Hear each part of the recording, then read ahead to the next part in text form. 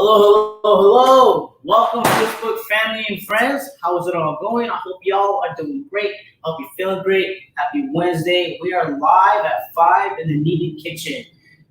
We're going to let you know what's new with the crew. Hello, everyone. Thank you for joining us. My name is Andrew Briggs. I'm the catering coordinator. I've been on one of the lives that I've been on before. And we have production chef Kishon who normally hosts for everyone.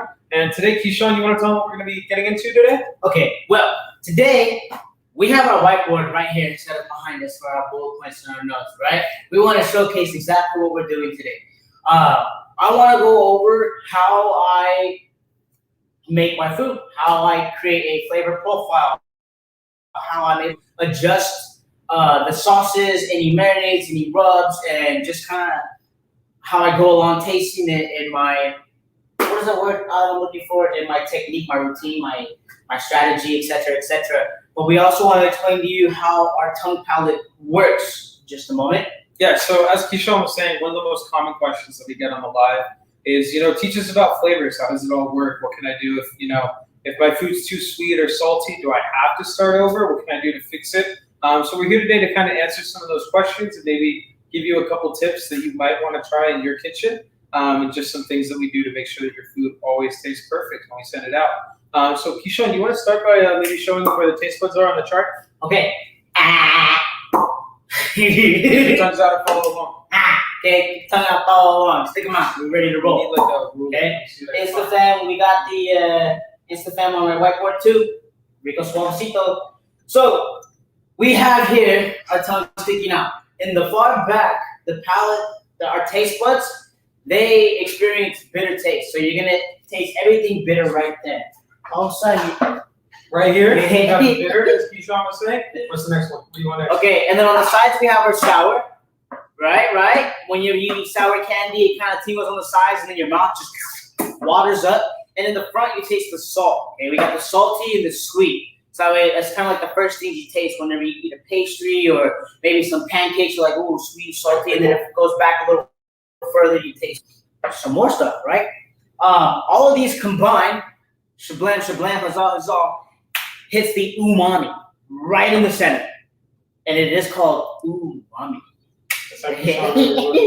I like to refer to it as everything is very well balanced. Everything is where it needs to be, and all the flavor components are there, and so it just goes down your throat like how? We should go. All right. Okay, so to show you an example, we're gonna go over our bourbon. Okay, I'm gonna mess it up and then I'm gonna fix it. Right? A bourbon consists of shallots, butter, okay, wine, and vinegar. It doesn't actually use half. I call it like a half bechamel, and it's very easy to make, very easy to mess up. Okay, it's also it's one of those sauces that I myself had made 4 times in a row. Anyways, let's get it started. Okay, so I'm gonna go ahead and I'm gonna get my shallots and I'm gonna get those cut up again using the spider technique, making sure that I keep my fingertips. Let me clean the outside real quick. Peel the because it's on fail. I don't want fail. Huh? And over on my side, I'm going to be whipping up our teriyaki sauce. So I'm just going to use a little bit of brown sugar, which is going to provide that sweetness that we were talking about over on our chart. And then we're going to do a few different liquid ingredients. I'm going to get the soy sauce. I'm going to steal it from Kishon's station over here. Oh, that's going to bring us that saltiness. I also got some rice wine vinegar that's going to bring us that tanginess or that sour flavor we were talking about. And then a little bit of mirin, which is kind of like sweet, tangy. It gets really close to that umami flavor that Kishon was talking about earlier. When I think about umami, I think about it as like that salty, almost like grilled meat or like tomato paste or like one of my other favorite products right over here, Worcestershire sauce. That's what kind of gives me that Worcestershire. However you want to pronounce it. Is it Worcestershire or is it Worcestershire? This guy right here, if you want to look right there, this sauce, this bad boy right here, Zion, zoom in camera crew, let me go this way. This guy right here, this is what we like to use because that gives it that sweet, salty, savory, umami flavor that we were talking about earlier. All right. So I'm going to go ahead and start with 2 cups Might just be 1 cup, but I think I put 2 cups of the brown sugar. No, it's just 1 cup. So I'm gonna do 1 cup of the brown sugar, and then I'm gonna split. I'm gonna do a half cup of soy. And make sure you always get level with your measuring cups, because if you're looking at it from above, it's gonna cause you to under measure or over measure. All right. I'm gonna throw a little bit of rice wine vinegar and mirin just to help balance out those flavors, so we can really hit what we're looking for. Shallots make me cry, Andrew. Kishon, why does shallots make you cry? Because I'm right next to you. They're kind of like onions, right? Yeah, shallots make me cry because of the smell that goes up to your sinuses and then it gets to your eyeballs. So if you like, I honestly feel like when I wear my mask and I cut my onions, I don't even cry that much. But if it's like a really pungent onion and it goes through my mask, I'm crying. I'm still crying. All right, so I got a little bit of mirin and a little bit of rice vinegar in there with that half cup of soy. So it brings me all together to about 3/4 of a cup of liquid. Then I'm going to add to 1 cup of brown sugar. And it's not quite a 50-50 ratio for this particular one, just because I don't want to wait super long for it to turn into that nice glaze consistency. I want to keep it like really, really glaze-like from the start. So we're going to go ahead and turn our burner on. Okay, I'm going to need that. This guy's out. We're going to get our butane going. Oh, wait. I hear something. There it is. She just needed a second. All right, so we're gonna get going over here, and I'm gonna avoid the whisk for this one just because I particularly have a non-stick skillet over here, and I don't want to encourage any of you to use your whisk in your non-stick, because then when you scratch it, you're gonna think, "Darn you, Andrew from Kneaded Bakery," and I don't want you thinking that. So we're just gonna get this breaking down. Okay. So again, we're doing salty and sweet. Okay, so this guy, yeah, we have. So I'm gonna call it out, and you're gonna point to me where you think it belongs. Kishon, brown sugar. Sweet, perfect. Yes, that's exactly what we're trying to hit when we drop in that brown sugar. Okay, and then what about the rice vinegar? Rice wine vinegar. Yeah, it's sour, but it's a little bit sweeter too, and more mellow than like a regular vinegar. Like right here. Yeah. So right over there, a little bit maybe close to that umami section, right? Mm-hmm. Then we got a little bit of soy sauce.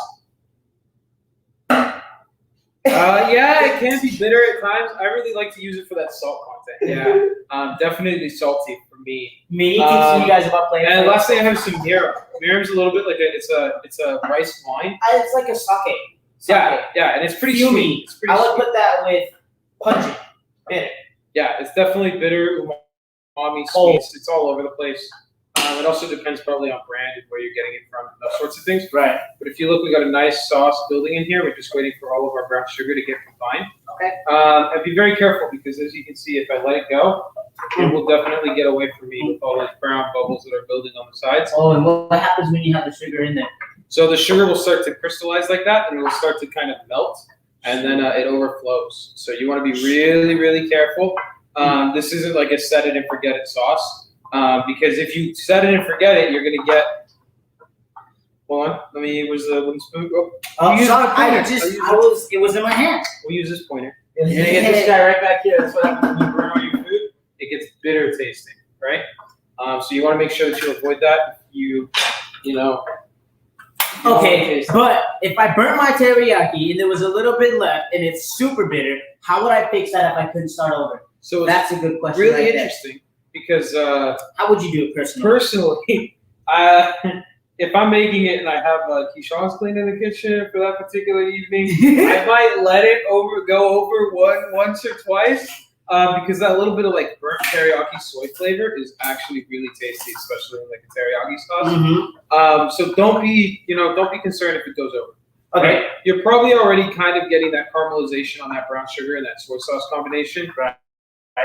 We heat it for the when you heat it in the saucepan already. Okay. So if you have some still left in the pot that's not all over your stove and dripping into your oven, a little bit of orange juice. Then go for it. Yeah, make it happen. It's gonna be a little bitter. It's gonna taste a little different, but it's definitely still work. So how would you fix it though? I wouldn't fix it. You wouldn't fix it. I let that bitterness go. But if it was too much, if you were really far off, if you like left it on there on low and like scorched it for a couple hours. Right. Like I'm a parent. I mean, it really depends. I'm cooking, and I accidentally leave it there. I run back, and I'm like, oh my god, that's my sauce. Personally, I would take what I had there. I would add water, put it in a different pan. Add a little bit of water, put it in a different pan.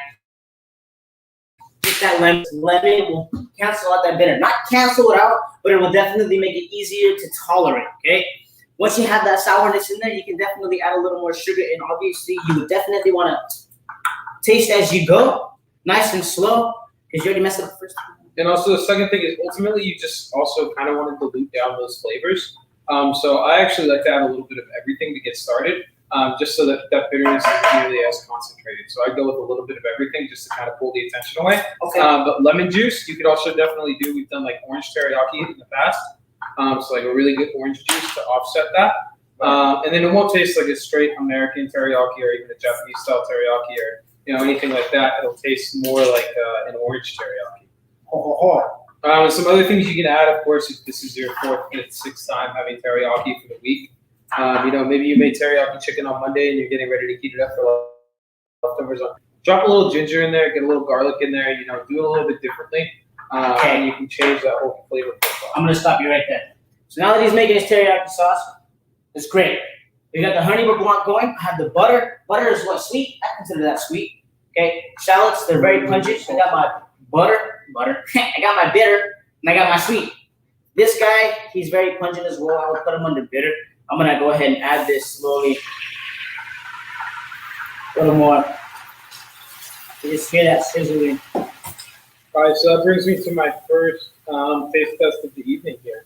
Oh yeah? Over on this side, Kishon, I don't know if you want to join me. I'm nervous.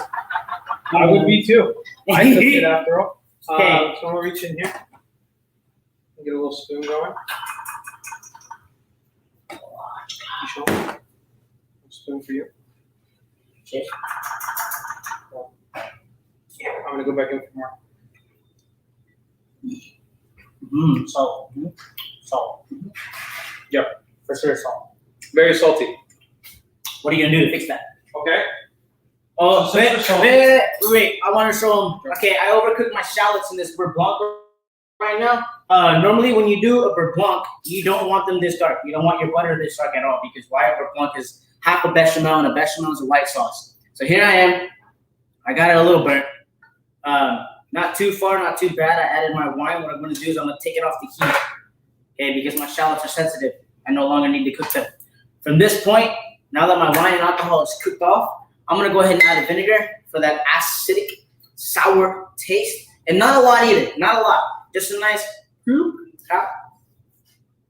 Okay, so over here to fix that teriyaki saltiness, we're just going to drop a little bit more brown sugar in there.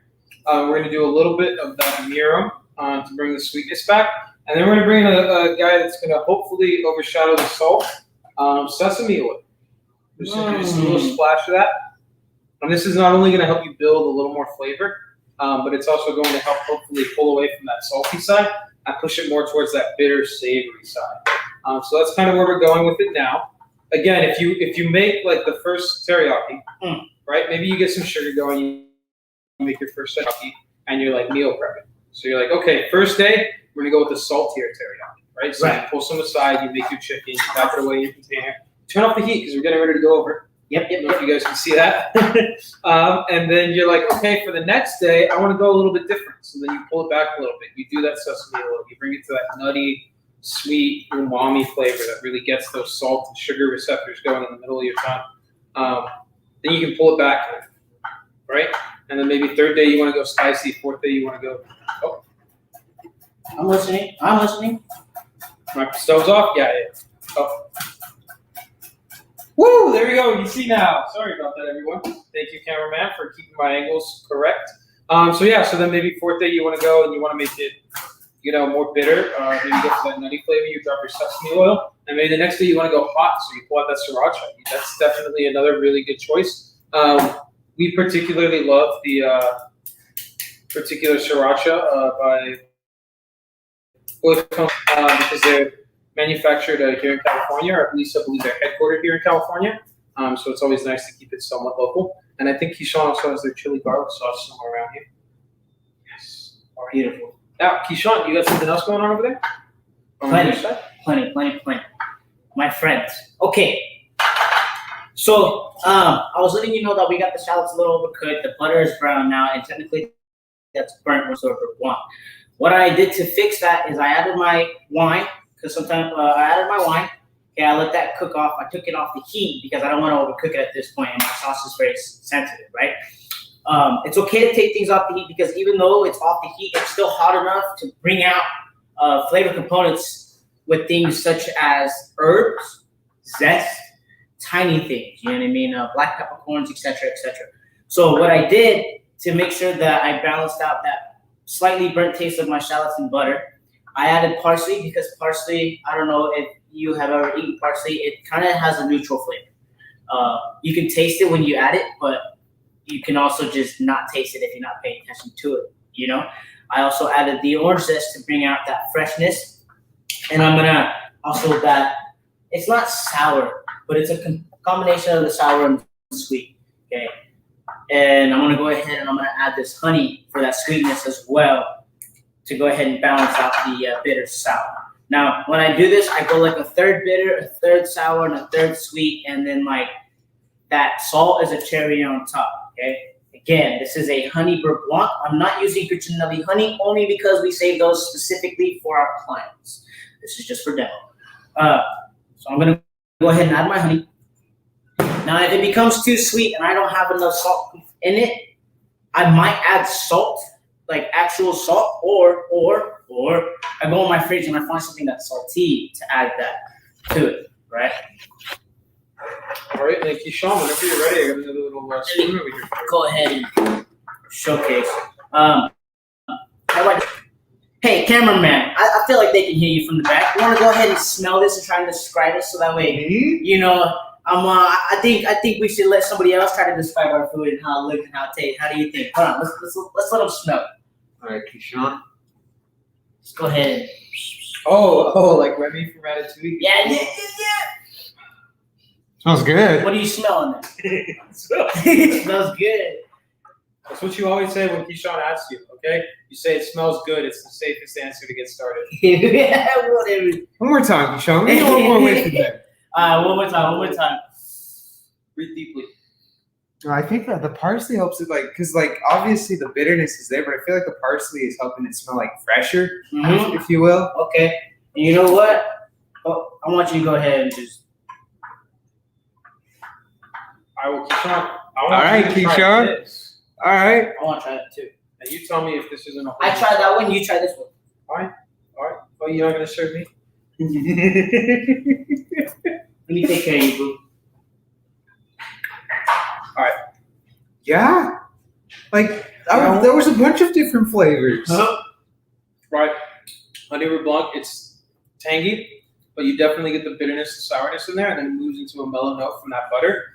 You definitely get that sweetness as well that comes with the butter and the creaminess from the fat, and you can taste that honey, but it's not overpowering. It's a really even, well-balanced sauce. So if you put it over like a chicken, it can definitely handle it, but it could also stand up to something that's a little more rich, like a pork. I was thinking shrimp and like seafood too. I was thinking, the exact same thing. I just kind of worded it that way.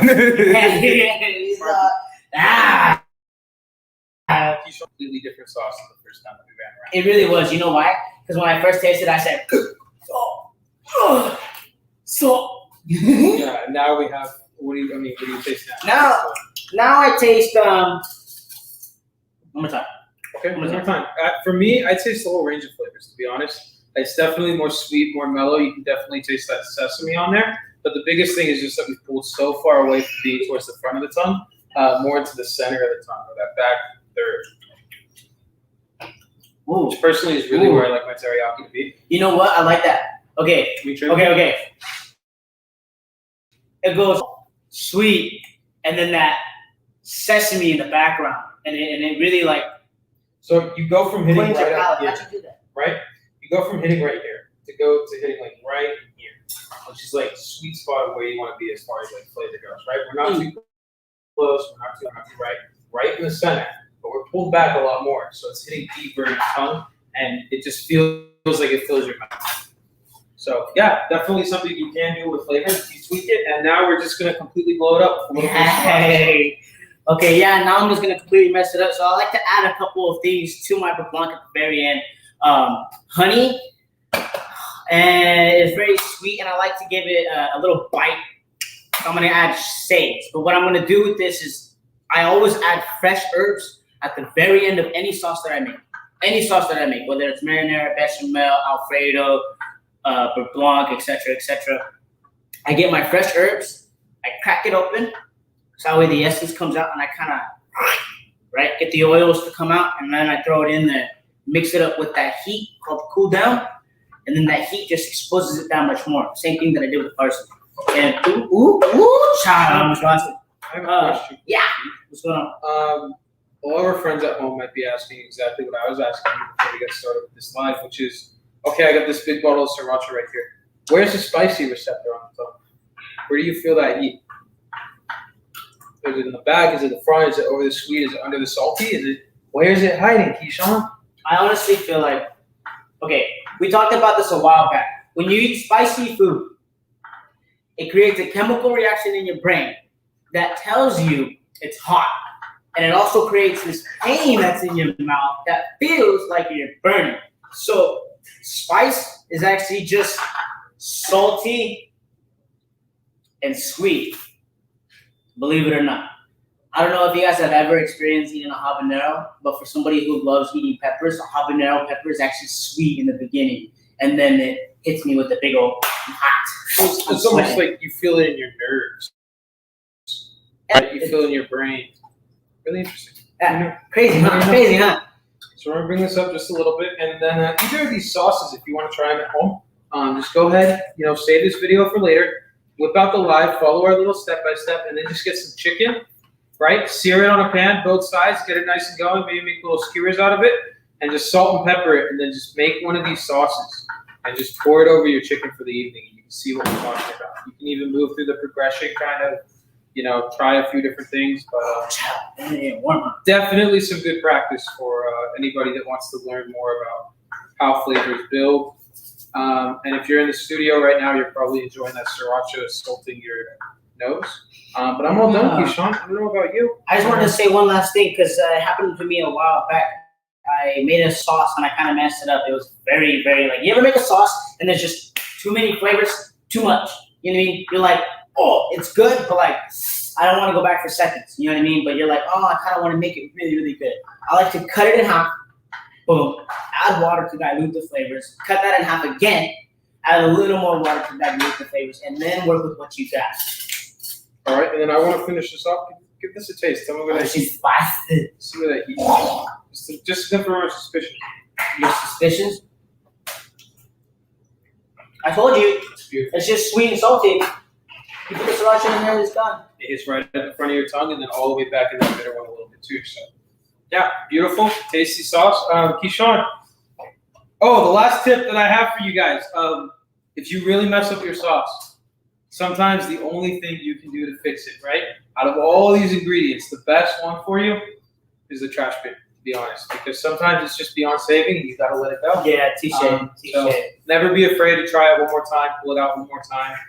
Do it a second, third time if you want to make sure that you really get it right. But if it's a really difficult recipe, don't try it 15 minutes before your guests come over. Make sure you give yourself some time to rehearse. But other than that, do we want to go ahead and show the meal for this week? Let me go ahead and see what we got going on. Chef Kishon's famous crab boil. I'll go ahead and talk about it because it sounds weird when he talks about his own famous food. So we got a crab boil with a lobster tail. It's a little bit of a lobster boil action. We got some linguiça, marble potatoes, corn on the cob, jumbo shrimp, and crab claws. And for everyone on Instagram, if you don't just want to go with the sound of my voice, you can check us out at www.kneaded.com as well. And then next week, what are we going to be having for next week? Ooh, can I say it? Chili! Oh, you cheated. Corn on the cob, chili, and all the sides that come with it. Cornbread. Corn chili. All the sides. Sorry. This week's milk tea. Yeah, so we're going to have all those different toppings. You get a little lime wedge, a little sour cream. It's going to be all packaged for you. Tortilla chips and cheddar cheese. So be ready for that one coming at you. And anything in the middle, cookies, scones, sweetbreads, www.kneaded.com. And in the meantime, you can check us out on the lives, the Instagram, the Facebook, Kishon. YouTube. Is real. Yes, we are also on YouTube. And you can definitely check that IG story to see what hijinks Kishon is getting the team up to in the kitchen on a day-to-day basis. But I think that's everything for me. So thank you for having me, Kishon. If you guys have any questions, go ahead and leave them in the comments, and we'll be able to get back to you. And let us know if you want us to talk about anything else, pictures of food, how you plan courses. There's a whole lot of other things that Kishon can teach you with the wealth of knowledge that he has. So thank you, everyone. Thank you.